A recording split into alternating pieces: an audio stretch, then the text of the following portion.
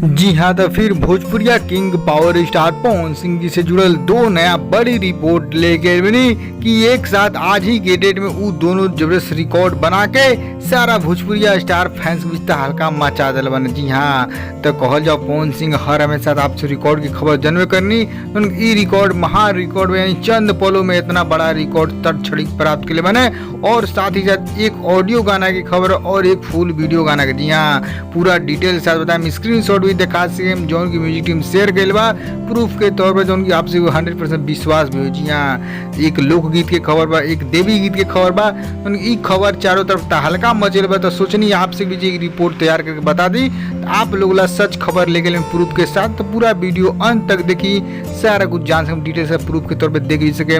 उससे पहले एक और रिक्वेस्ट करें आपसे के यदि आप भोजपुरिया आर्यन चैनल पर नया बानी तो जुड़ जाइए, सब्सक्राइब कर ली और एक घंटी की आप जरूर दबा दी।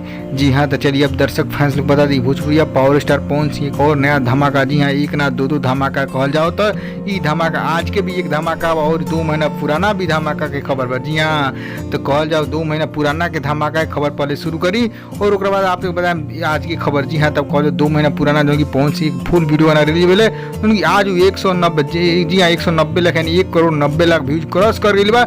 वो भी सबसे छोटा चैनल। जी हाँ, 19 मिलियन व्यूज क्रॉस के पर पवन रानी की जोड़ी तालका मचेले बा साड़ी पर के फोटो वीडियो गाना से। जी हाँ, साड़ी पर के फोटो वीडियो गाना आज 2 महीना लगभग पूरा ही होके वाला और 2 महीना में सबसे छोटा चैनल से 20 मिलियन पूरा होके वाला बा।